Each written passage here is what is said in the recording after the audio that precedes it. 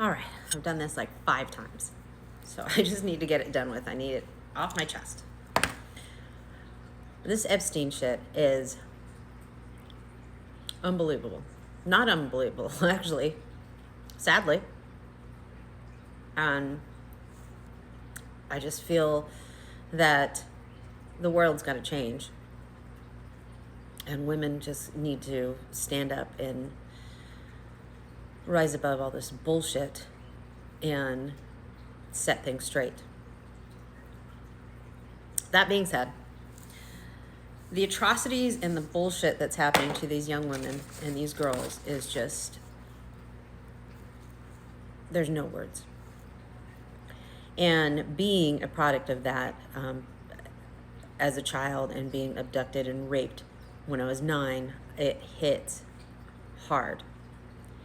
And it's something that is always in my psyche, I guess. And as I've grown older and it all came back, you know, because as a Gen X, you know, I shoved that down deep for so many years, and how that shaped my life is just a whole fucking story. But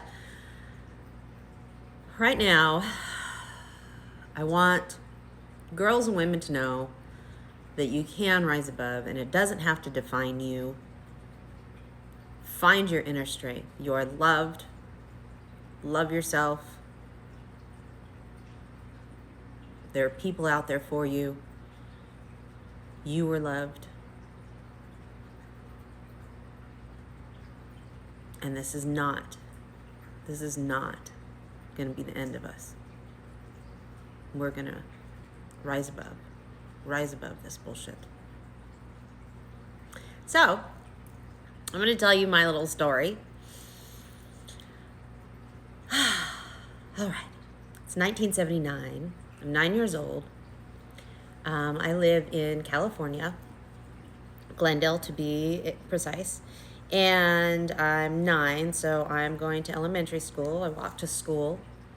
And I walked probably about 4 blocks, and then I would meet up with my best friend, still my best friend, and we would walk together from there. And it was a straight run kind of through the neighborhood. I lived in an apartment building across the street from the motor vehicles department. Big parking lot. My kitchen window looked onto that parking lot. Few weeks or months, I'm not sure, prior to this day, my mom sold her car to some guy, and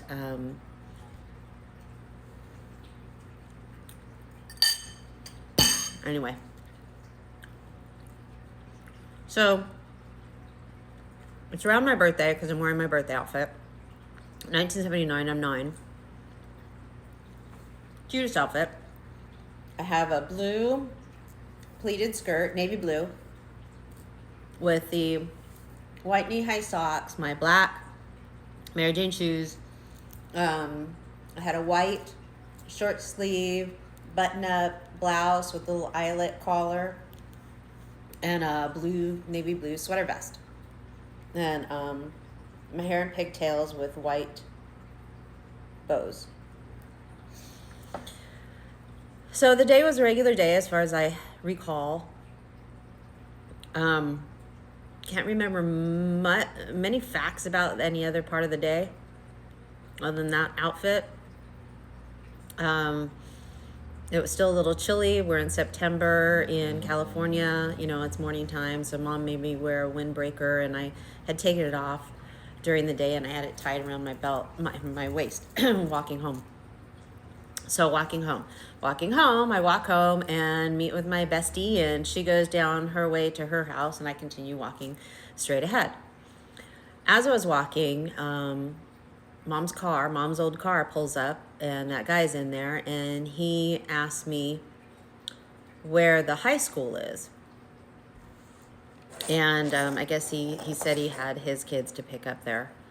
And I said, it's straight ahead.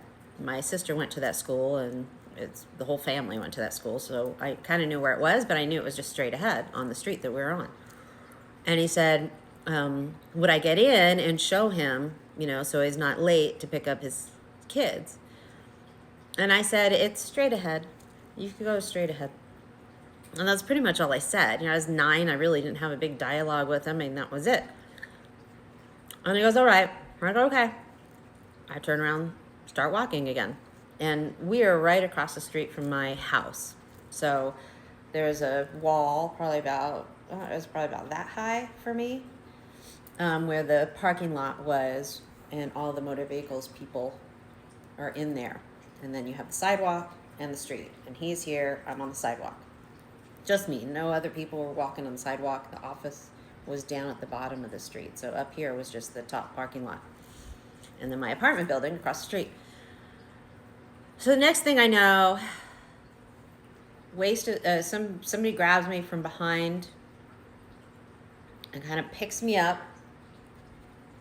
I look straight ahead.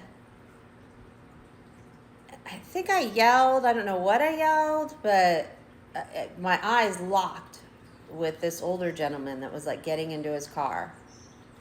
And then I was shoved into the back seat of my old car with all my drawings and coloring books and stuff still on the floor in the back seat from, school and kindergarten and first grade and second grade and all that fun stuff.